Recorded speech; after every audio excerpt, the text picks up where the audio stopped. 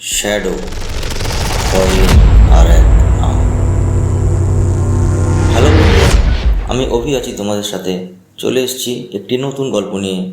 আশা করি তোমরা সবাই খুব ভালো আছো। গল্প যদি ভালো লাগে তাহলে একটা লাইক ও কমেন্ট করতে ভুলো না, আর অবশ্যই চ্যানেলটা সাবস্ক্রাইব করে দিও। আজকের গল্প রাতের ফোন কল। সুজয় একজন সাধারণ সফটওয়্যার ইঞ্জিনিয়ার। সে তার স্ত্রী প্রিয়াঙ্কাকে নিয়ে শহরের একটি মধ্যবিত্ত এলাকায় থাকে। তাদের জীবন খুব স্বাভাবিক এবং রুটিন মাফিক। সেদিন ছিল শনিবার রাত। সুজয় পরের দিন ছুটির জন্য ঘুমাচ্ছিল। বাইরে তখন মুষলধারে বৃষ্টি পড়ছে। রাত তখন 2:15। হঠাৎ সুজয়ের ফোনের রিংটোনে তার ঘুম ভেঙে গেল। এত রাতে সাধারণত কেউ ফোন করে না, কিন্তু সে বিরক্ত হয়ে ফোনটা হাতে নিয়ে দেখল একটা অচেনা নাম্বার।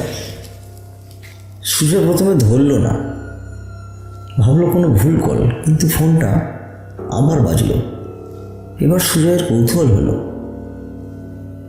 সে প্রিয়াঙ্কাকে না জাগিয়ে নিঃশব্দে ফোনটা রিসিভ করল।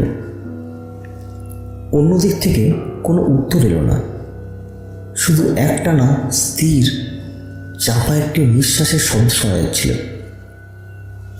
সুজয় বলল, কে বলছেন? এবার অন্যদিক থেকে একটি পুরুষের কণ্ঠস্বর ভেসে এলো। গলাটা অদ্ভুতভাবে খুবই শান্ত। অন্যদিক থেকে বলল, আমি জানি তুমি জেগে আছো। সুজয় চমকে উঠল। কে আপনি? কি চান? অন্যদিক থেকে বলল, কিছু না, আমি শুধু শুনছিলাম। আমি খুব কাছ থেকে শুনতে পাই। সুজয় ভয় পেয়ে গেল এবং দ্রুত কলটা কেটে দিল। তার বুক ধুকপুক করছে। সে প্রিয়াঙ্কার দিকে তাকালো। সে তখনও গভীর ঘুমিয়ে আচ্ছন্ন। সুজয় মনে করল এটা কোনো নেশাগ্রস্ত ব্যক্তির কাজ, বা ভুলবশত কেউ তাকে হয়রানি করছে। কিন্তু পরের দিন রাতে ঠিক একই সময়ে 2:15 আবার সেই অজ্ঞাত নাম্বার থেকে ফোন এলো। সুজয় এবার ভয়ে ফোনটা ধরল না। সে শুধু দেখল ফোনটা একটানা বেজে যাচ্ছে। কলটা বন্ধ হওয়ার পর সে একটু স্বস্তি পেল, কিন্তু সঙ্গে সঙ্গেই তার ফোনে একটি মেসেজ এলো। মেসেজটা ছিল শুধু একটি শব্দের, ভুল করলে। সুজয় এবার আর নিজেকে স্থির রাখতে পারল না। সে প্রিয়াঙ্কাকে জাগালো এবং পুরো ঘটনাটা খুলে বলল। প্রিয়াঙ্কা প্রথমে তাকে সান্ত্বনা দিল, কিন্তু মেসেজটা দেখে সেও ভয় পেয়ে গেল। তারা সিদ্ধান্ত নিল ফোন নাম্বারটা ব্লক করে দেবে। ফোন নাম্বারটা ব্লক করে দেওয়ার পরেও পরের রাত থেকে ব্যাপারটা আরও খারাপ হতে থাকল। রাত 2:15 এবার অন্য একটি নম্বর থেকে ফোন আসতে শুরু করলো। শুধু তাই নয়, দিনের বেলাতেও সুজয় যখন অফিসে কাজ করছে বা প্রিয়াঙ্কা যখন বাজার করছে, তাদের ফোনে মিসড কল আসতে শুরু করলো। সবগুলোই নতুন এবং অচেনা নম্বর। একদিন সন্ধ্যায় সুজয় আর প্রিয়াঙ্কা তাদের পুরোনো দিনের ছবি দেখছিল। হঠাৎ সুজয়ের ফোনে আবার একটি মেসেজ এলো। মেসেজটা খুলতেই সুজয় আর প্রিয়াঙ্কা দুজনেই শিউরে উঠল। মেসেজটিতে ছিল তাদের দেখা সেই ছবিটির স্ক্রিনশট। ছবিটি মাত্র কয়েক মিনিট আগে তারা দেখছিল। তার মানে এই লোকটি শুধু তাদের ফোন নাম্বারই জানে না, সে তাদের গতিবিধিও অনুসরণ করছে, হয়তো এই ফ্ল্যাটের খুব কাছাকাছি থেকেই। ভয় আর আতঙ্কে সুজয় দ্রুত তার ফ্ল্যাটের সব জানলা দরজা দেখল, সব ঠিকমতো বন্ধ আছে কিনা, সিসিটিভি কোথাও লাগানো নেই তো।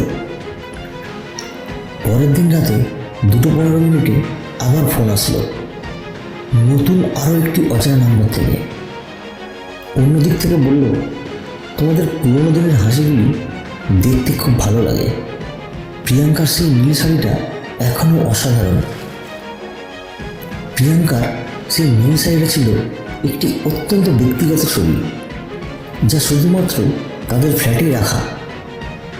এই কথা শোনার পর সুজয় আর প্রিয়াঙ্কার গলার স্বর শুকিয়ে গেল। সুজয় চিৎকার করে বলল, কে আপনি? আপনি কি দেখতে পাচ্ছেন? আপনি কোথায়? কণ্ঠস্বরটি এবার হাসল। হাসিটা এত ঠান্ডা আর যান্ত্রিক ছিল যে সুজয়ের মনে হলো যেন কোনো রোবট হাসছে। অন্যদিক থেকে বলল, আমি তোমাদের দেখছি না। আমি তোমাদের দেখছি না সুজয়, আমি তোমাদের অনুভব করছি। আমি তোমাদের কাছের মানুষ। সুজয় এরপর পুলিশকে জানালো। পুলিশ নম্বরগুলো ট্র্যাক করার চেষ্টা করলো, কিন্তু দেখল প্রতিটি নম্বরই একটি ভুয়ো বা অল্প সময়ের জন্য ব্যবহৃত সিম কার্ড থেকে আসছে। কোনো সূত্র খুঁজে পাওয়া গেল না। পুলিশ বলল, হয়তো কেউ আপনার উপর ব্যক্তিগতভাবে প্রতিশোধ নিচ্ছে, আপনার অফিসের শত্রু বা পুরনো কোনো পরিচিত জন।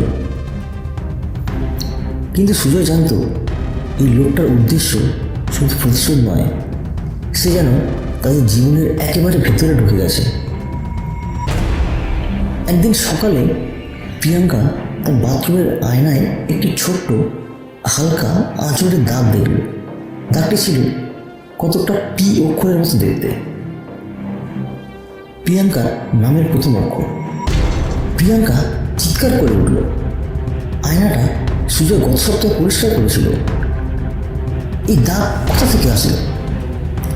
সুজয় তখন বুঝতে পারল এই লোকটা শুধু ফোন করে না, সে তাদের বাড়ির ভিতরেও আসে যখন তারা ঘুমিয়ে থাকে। সেদিনের রাতটা ছিল তাদের জীবনের সবচেয়ে ভয়ঙ্কর রাত। ঘড়িতে তখন রাত 2:15। আবার ফোন এলো। সুজয় ভয়ে ভয়ে ফোনটা রিসিভ করল। অন্যদিক থেকে বলল, কাল সকালে তোমরা যে ব্যাগটা ফেলে যাবে তার মধ্যে একটা জিনিস দেখতে পাবে, ভুলবে না যেন। সুজয় জিজ্ঞেস করল, কোন ব্যাগ? অন্যদিক থেকে বলল, যেটা তোমরা ডাস্টবিনের কাছে ফেলে দেবে কাল সকালে, আমি অপেক্ষা করব। ফোন কেটে গেল। সুজয় আর প্রিয়াঙ্কা সারা রাত ঘুমাতে পারল না। তারা শুধু অপেক্ষা করতে থাকলো সকাল হওয়ার। পরের দিন সকালে সুজয় আর প্রিয়াঙ্কা ভয়ে ভয়ে ডাস্টবিনের কাছে গেল। সেখানে তাদের ছেঁড়া পুরনো একটা শপিং ব্যাগ রাখা ছিল, যেটা তারা ফেলে দেওয়ার জন্য রেখেছিল। সুজয় কাঁপতে কাঁপতে ব্যাগটা খুলল। ব্যাগের ভেতর কিছু ছিল না, শুধু একটি জিনিস ছাড়া। সেটা ছিল একটা ছোট্ট ফটোগ্রাফ। ছবিটা ছিল গত রাতে তারা যখন ঘুমাচ্ছিল তাদের বেডরুমের ভেতরের ছবি। ছবিতে দেখা যাচ্ছে সুজয় আর প্রিয়াঙ্কা একে অপরের দিকে পিছন করে ঘুমাচ্ছে, আর ছবির নিচে সেই যান্ত্রিক কণ্ঠস্বরের হাতে লেখা একটি ছোট্ট নোট, ভয় পেও না, আমি এখানেই আছি, তোমাদেরই চারপাশে সব সময়। আর হ্যাঁ, আয়না সেই পি অক্ষরটা আমার ভালো লাগেনি, তাই মুছে দিলাম। আবার দেখা হবে কাল রাত 2:15। সুজয় দ্রুত প্রিয়াঙ্কাকে নিয়ে ফ্ল্যাট ছেড়ে চলে গেল। তারা আর কখনো এই শহরে ফিরে আসেনি। তারা এখনও জানে না সেই লোকটি কে ছিল, কেন সে তাদের জীবন বেছে নিয়েছিল, এবং সবচেয়ে ভয়ঙ্কর হলো সে কি এখনও তাদের নতুন ঠিকানাতেও তাদের অনুসরণ করছে। ভয়ঙ্কর এই যে এই গল্পে কোনো ভূত নেই, আছে শুধু একজন অচেনা মানুষ যার উপস্থিতি আপনার জীবনের প্রতিটি মুহূর্তে আপনাকে আতঙ্কিত করে তুলবে, কারণ আপনি জানেন না সে আপনার ঠিক কতটা কাছে আছে।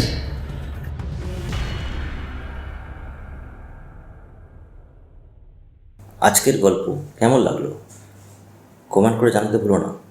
তোমাদের কাছেও যদি কোনো ঘটনা থাকে লিঙ্কে দেওয়া ফেসবুকে মেসেজ করে পাঠাও। তাহলে কথা হচ্ছে পরের এপিসোডে। আর অবশ্যই চ্যানেলটা সাবস্ক্রাইব করতে কিন্তু ভুলো না।